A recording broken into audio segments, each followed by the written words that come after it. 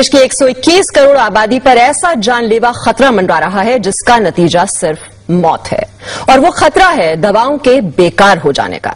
मरीज के इलाज की बुनियाद यानी एंटीबायोटिक दवाएं बेअसर होती जा रही हैं। एंटीबायोटिक दवाओं पर की गई स्टडी के नतीजे आगाह कर रहे हैं कि 2020 आते आते देश में एक भी असरदार एंटीबायोटिक दवा नहीं बचेगी और सर्दी जुकाम जैसे साधारण इन्फेक्शन भी लाइलाज हो जाएंगे।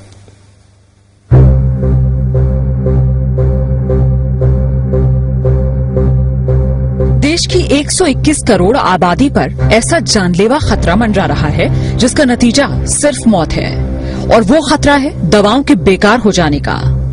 मरीज के इलाज की बुनियाद यानी एंटीबायोटिक दवाएं बेअसर होती जा रही हैं। एंटीबायोटिक दवाओं पर की गई स्टडी के नतीजे आगाह कर रहे हैं कि 2020 आते आते देश में एक भी असरदार एंटीबायोटिक दवा नहीं बचेगी और सर्दी जुकाम जैसे साधारण इन्फेक्शन भी लाइलाज हो जाएंगे।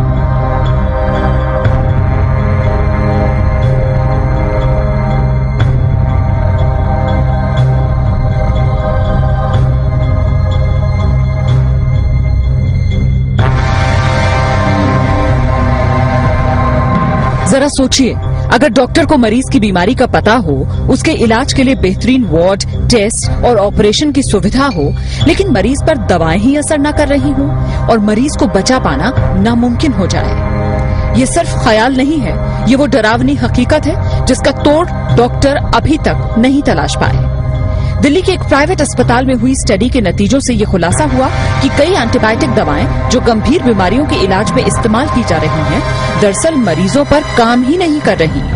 अस्पतालों में मरीज बेमौत मरने को मजबूर हैं।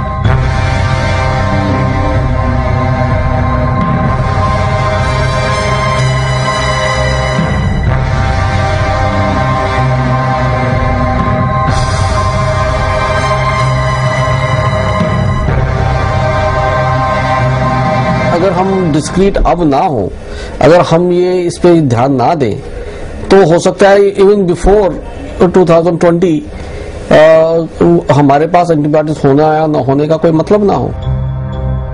77,000 से ज्यादा मरीजों पर हुई अब तक की सबसे बड़ी स्टडी में ये पाया गया कि टीबी, निमोनिया और पेट की बीमारियों में इस्तेमाल की जाने वाली कई नई एंटीबायोटिक दवाएं अब बेकार हो चुकी हैं।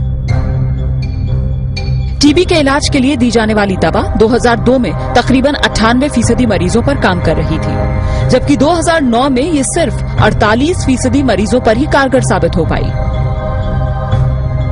निमोनिया और सांस की तकलीफ के लिए दी जाने वाली एंटीबायोटिक दवा 2002 में 25% मरीजों पर काम कर रही थी, लेकिन 2009 में ये दवा महज 3% मरीजों के काम के लायक ही रह गई थी। सर्जरी कराने वाले मरीजों में होने वाले इन्फेक्शन को रोकना चुनौती बन गया है। अनुमानित आंकड़ों के मुताबिक देश के हर अस्पताल में हर हफ्ते 1 से 2 मरीजों की मौत सिर्फ इसलिए हो जाती है क्योंकि एंटीबायोटिक दवा बेकार साबित हो गई। अभी से दिक्कत होनी शुरू हो गई है। कई बार हमारे पास ऐसे मरीज आते हैं जहाँ की हमारे पास कोई एंटीबायोटिक रह ही नहीं जाता है, तो हम लोगों को लगता है कि कई बार पेरिफेरल सेंटर से हमारे पास आए क्यों है, क्योंकि हमारे पास कोई दवाई नहीं रह जाती। तो कई बार लोग सेप्सिस में मारे जा रहे हैं आजकल, और ये दवाई प्रॉब्लम तो अभी से शुरू हो गई है और ये बढ़ने ही वाली है, क्योंकि जो नए एंटीबायोटिक्स हैं वो इन द होराइजन बहुत ही कम है। राजधानी के सर गंगाराम अस्पताल में 2001 से 2010 के बीच भर्ती हुए 77,000 मरीजों पर यह स्टडी की गई।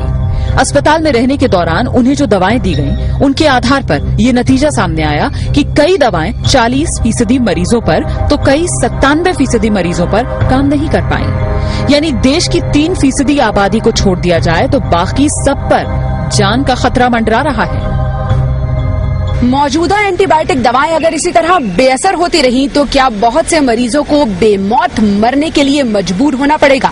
इस सवाल का जवाब वाकई डराने वाला है, क्योंकि डॉक्टरों की राय में बहुत से मरीज इन्फेक्शंस की वजह से सिर्फ इसलिए जान गंवा रहे हैं क्योंकि अब उन पर वो दवाएं काम नहीं कर रही जिनके जरिए कुछ साल पहले तक वो बीमारी का इलाज कर पा रहे थे।